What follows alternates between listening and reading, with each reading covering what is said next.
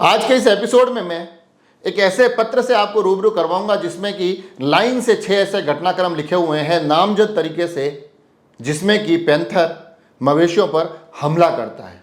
हालांकि अब इस बात से हम लोग इतने आहत नहीं होते हैं, क्योंकि देलवाड़ा में अभी हमने पैंथर के हमलों के कुछ ऐसे दृश्य देखे हैं जिसने हर एक दिल को दहला दिया, जिसमें एक मासूम उस पैंथर का शिकार बन गया, पूरा क्षेत्र दहशत में दिखाई दिया।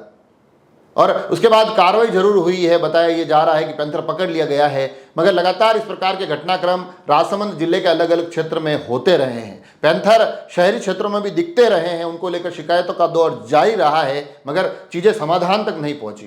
तो ऐसे में एक जो पत्र मेरे पास पहुंचा है, मैं चाहता हूं कि आप उसे सुने, आप उसे जाने कि आखिर ये जो डर है, ये जो दहशत है, ये जो प्रभाव है, लोगों को कितना डरा रहा है, लोगों को कितना नुकसान पहुंचा रहा है। तो जो पत्र लिखा है वो गांव पिपलिया से आया हुआ है।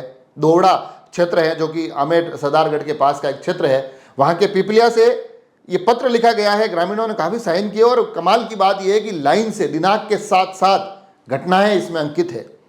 उसमें लिखते हैं कि 24/5/2024 का एक घटनाक्रम बताते हैं और लिखते हैं कि अमर सिंह के बकरे और बकरी दोनों का पैंथर ने शिकार कर दिया। फिर 25 तारीख का घटनाक्रम होता है, नाम लिखा जाता है किशन सिंह का, गाय के बछड़े का शिकार कर लिया। फिर दिनांक 27 आती है, प्रभु सिंह का जिक्र करते हुए बताया जाता है कि 3 साल के बछड़े का शिकार कर लेता है पैंथर।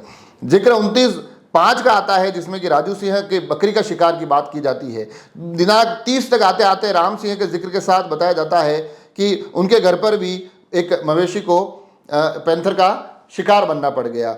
तो आखिर में आते आते, क्योंकि आज ये जो खबर पहुंचा रहा हूँ, आज 2 तारीख है, आखिरी खबर इसमें 31 तारीख की लिखी हुई है और लिखा हुआ है कि बलवंत सिंह के बछड़े का शिकार उस पैंथर के द्वारा किया गया है। आखिर की 2 लाइनें बड़ी टूटी फूटी भाषा में ये बताती है कि ग्रामीणों के बीच में इसमें पूरे के पूरे प्रकरण को लेकर भय व्याप्त है, लोग भयभीत है। अतः वन विभाग से निवेदन है कि पिंजरा लगाकर पकड़ने की कृपा करावें, मगर ये कृपाएं हो नहीं रही है। ये कृपाएं क्यों नहीं हो रही है, ये विचार का विषय है। जहां लाइन से दिनांक के साथ नामजद तरीके से शिकायतें दर्ज करवाई जाती है, घटनाक्रम होते हैं, मगर उस पर कोई संज्ञान नहीं लिया जाता है। आपको याद होगा कि बीच में राजसमंद जिला मुख्यालय पर भी रिहायशी क्षेत्रों में पैंथर घूमते दिखाई देते थे। अनेक सीसीटीवी कैमरों में वो दृश्य कैद हुए थे, मगर तब भी कोई कार्रवाई नहीं हुई। लगता है कार्रवाइयों के लिए हमें किसी मासूम के काल के ग्रास बनने का इंतजार रहता है।